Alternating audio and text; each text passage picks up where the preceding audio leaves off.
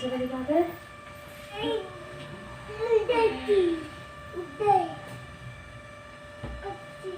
बैठ।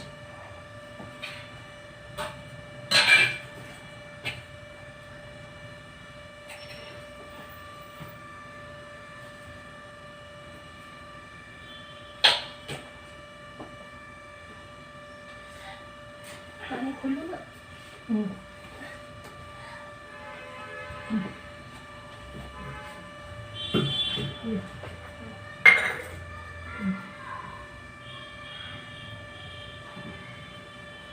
सुबह सुबह दे दो।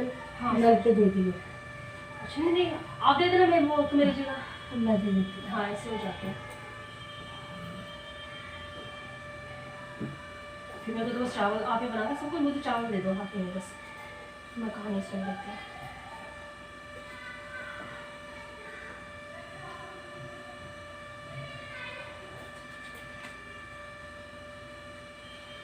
टिक्की लगाओ। टिक्की लगाओ।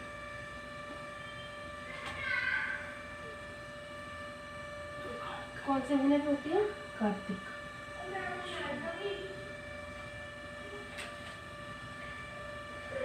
करो तो उसके बाद तो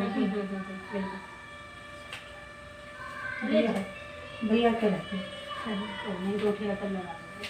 आप में मत कर। चल यहाँ पे आज मम्मा के पास आ। चल चावल ले आपने।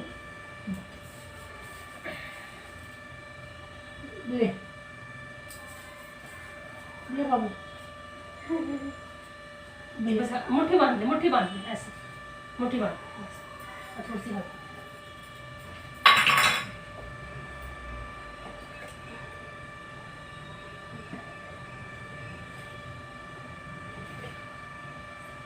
पढ़े? कार्तिक के कृष्ण पक्ष की अष्टमी को होई का व्रत करते हैं। जिस वार की बड़ी दिवाली होती है उसी वार को होई का व्रत करते हैं। पहले दीवार पर होई काटते हैं, फिर दो दोगड़ मोली बांधकर रोली से सतिया करके जल भरकर होई के सामने रखते हैं। दोनों दोगड़ पर 5-5 बताशे या पूड़े व 5-5 सिंघाड़े रखते हैं। होई के दोनों सिरों पर आटे से नाले की माला लगाते हैं। बीच में आटे से ही 1 रुपया भी चिपका देते हैं। दोनों दोगड़ को चांदी की माला स्याहू व मनकों वाली पहनाते हैं। दोगड़ के आगे गेहूं की ढेरी लगाते हैं। ढेरी पर एक तेल का दीपक जलाते हैं। 1 लोटा जल भरकर रखते हैं। मोली बांधकर सतिया करके अपने माथे पर भी टिक्की लगाते हैं। फिर होई के आगे बैठकर हाथ में गेहूं के 7 दाने लेकर और कहानी सुनकर गेहूं से धोख मारते हैं। फिर विनायक बाबा की कहानी भी कहते हैं। तारे देखकर तारों को अर्घ्य देते हैं। 14 पूड़े या गुलगुले या गुलाब जामुन फल रुपए रखकर बायना निकालते हैं। पानी गमले में देते हैं। फिर व्रत खोलते हैं। बायना चावल चीनी को भी मिनस सकते हैं। उद्यापन। जिस वर्ष घर में लड़का होए या लड़के का ब्याह होए तो उस वर्ष 14 बहू 14 बेटे 4 हाथ व 4 पैर बनाते हैं। दोगड़ 2 ही होती हैं। माला में 2 मन के नए डलवा लेते हैं। उद्यापन के नाम के पूड़े या गुलाब जामुन, सास की साड़ी, ब्लाउज, पैर पढ़ाई के रुपए पल्ले में बांधकर बायना मिनसते हैं। इस वर्ष 2 बायने निकालते हैं, एक प्रतिवर्ष वाला और एक उद्यापन वाला विशेष बायना।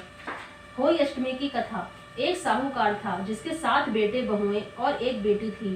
कार्तिक के महीने में दिवाली से पहले अष्टमी को अपने मकान की लिपाई पुताई करने के लिए 7 बहुएं अपनी इकलौती ननद के साथ जंगल में जाकर खदान में मिट्टी खोद रही थी। वहां पर स्याहू की मांद थी। मिट्टी खोदते समय ननद के हाथ से कुदाली स्याहू के बच्चे को लग गई। नहीं सही है मम्मी।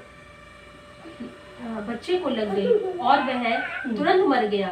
इससे स्याहू माता बहुत नाराज हो गई और बोली कि मैं तेरी कोख बांधूंगी।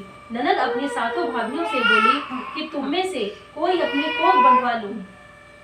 तब 6 भाभियों ने अपनी कोख बंधवाने से इनकार कर दिया, परंतु छोटी भाभी सोचने लगी कि यदि मैंने भी अपनी कोख नहीं बंधवाई तो सासू जी नाराज होंगी। यह सोचकर ननद के बदले में छोटी भाभी ने अपनी कोख बंधवा ली। इसके बाद छोटी बहू के जो बच्चा होता वह 7 दिन का होकर मर जाता। एक दिन उसने पंडित जी को बुलाकर पूछा कि मेरी संतान 7वें दिन मर जाती है, इसके लिए मैं क्या करूं? तब पंडित जी ने कहा, तुम सुरही गाय की सेवा करो। सुरही गाय स्याहू माता की भाईली है, वह तेरी कोख खुलवा देगी, तब ही तेरा बच्चा जिएगा। अब वह बहुत जल्दी उठकर चुपचाप सूढ़ी गाय के नीचे साफ सफाई कर आती। गाय एक पैर से लंगड़ी थी। गौ माता बोली कि हर रोज उठकर कौन मेरी सेवा कर रहा है, मैं आज देखूंगी। गौ माता खूब सवेरे उठी तो क्या देखती है कि साहूकार के बेटे की बहू उसके नीचे साफ सफाई कर रही है। गौ माता बहू से बोली कि क्या मांगती है। साहूकार की बहू बोली कि स्याहू माता तुम्हारी भाईली है और उसने मेरी कोख बांध रखी है, मेरी कोख खुलवा दो। गौ माता ने कहा अच्छा। गौ माता साहूकार की बहू को अपनी भाईली के पास लेकर गई। रास्ते में कड़ी धूप थी। वे दोनों एक पेड़ के नीचे बैठ गईं। थोड़ी देर में एक सांप आया। उसी पेड़ पर गरुड़ पंखनी के बच्चे को डसने लगा। साहूकार की बहू ने सांप ढाल के नीचे दबा दिया और बच्चे को बचा लिया। थोड़ी देर में गरुड़ पंखनी आई तो वहां खून देखकर साहूकार की बहू को चोंच मारने लगी। साहूकार की बहू ने कहा मैंने तेरे बच्चे को नहीं मारा, बल्कि सांप तेरे बच्चे को मारने आया था। मैंने तो उससे तेरे बच्चे की रक्षा की है। यह सुनकर गरुड़ पंखनी बोली कि मांग, तू क्या मांगती है। वह बोली 7 समुद्र पार स्याहू माता रहती है, हमें तुम उसके पास पहुंचा दो। गरुड़ पंखनी ने दोनों को अपनी पीठ पर बैठाकर स्याहू माता के पास पहुंचा दिया। स्याहू माता उनको देखकर बोली कि आ बहन, बहुत दिनों में आई है। बातें करते समय स्याहू माता ने बीच में कहा कि बहन, मेरे सिर में जुएं पड़ गई हैं। सूर्य के कहने पर साहूकार की बहू ने उसके सिर की सारी जुएं निकाल दी। इस पर स्याहू माता ने प्रसन्न होकर कहा तूने मेरे सिर में बहुत सलाई फेरी है, इसलिए तेरे 7 बेटे और 7 बहू होंगी। वह बोली मेरे तो एक भी बेटा नहीं, 7 बेटे कहाँ से होंगे। स्याहू माता बोली वचन दिया है, वचन से फिरूं तो धोबी की कुंड पर ककड़ी हूँ। साहूकार की बहू बोली कि मेरी कोख तो तुम्हारे पास बंद पड़ी है। यह सुन स्याहू माता बोली कि तूने तो मुझे ठग लिया। मैं तेरी कोख खोलती तो नहीं थी, पर अब खोलनी पड़ेगी। जा, तेरे घर पर तुझे 7 बेटे 7 बहुएं मिलेंगी। तू जाकर 7 उद्यापन करियो, 7 होई बनाकर 7 कढ़ाई करियो। वह लौटकर घर आई तो वहां देखा कि 7 बेटे 7 बहू बैठी हैं। उसने 7 होई बनाई, 7 उद्यापन किए, 7 कढ़ाई करी। शाम के समय जेठानियां आपस में कहने लगी कि जल्दी जल्दी धूप पूजा कर लो, कहीं छोटी बच्चों का याद करके रोने ना लगे। थोड़ी देर में उन्होंने अपने बच्चों से कहा अपनी चाची के घर जाकर देखकर आओ कि आज वह अभी तक रोई क्यों नहीं। बच्चों ने आकर कहा कि चाची तो होई बना रही है, खूब उद्यापन हो रहा है। यह सुनते ही जेठानियां दौड़ी दौड़ी वहां आई और आकर कहने लगी कि तूने कोख कैसे खुलवाई। उसने कहा तुमने तो कोख बंधवाई नहीं थी, सो मैंने कोख बंधवा ली थी, परंतु अब स्याहू माता ने दया करके मेरी कोख खोल दी।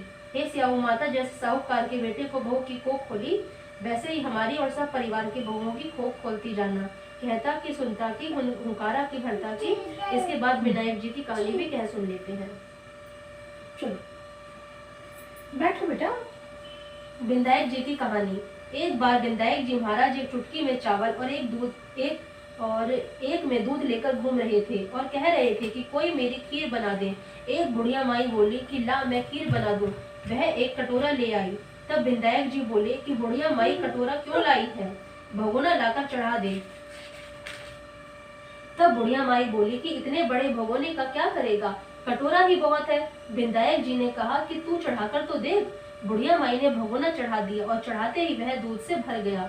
फिर विनायक जी ने कहा मैं बाहर जाकर आता हूँ, तो तू खीर बनाकर रखियो। खीर बनकर तैयार हो गई, परंतु विनायक जी महाराज नहीं आए तो बुढ़िया माई का मन ललचा गया और वह दरवाजा बंद करके खीर खाने लगी और बोली कि विनायक जी महाराज भोग लगाओ, और खीर खाने लगी। इतने में विनायक जी आए और बोले बुढ़िया माई खीर बना ली। बुढ़िया बोली हाँ, आकर जीम लो। विनायक जी बोले मैंने तो जीम लिया, जब तू जीमने लगी तभी मैंने भोग लिया था।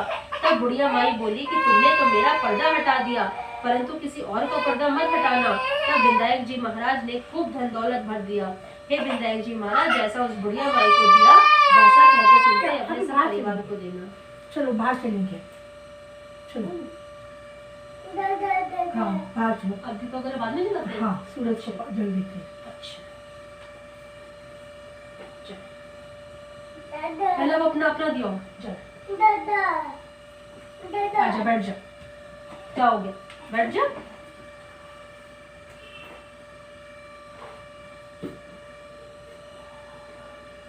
अभी जा करेंगे ना करके।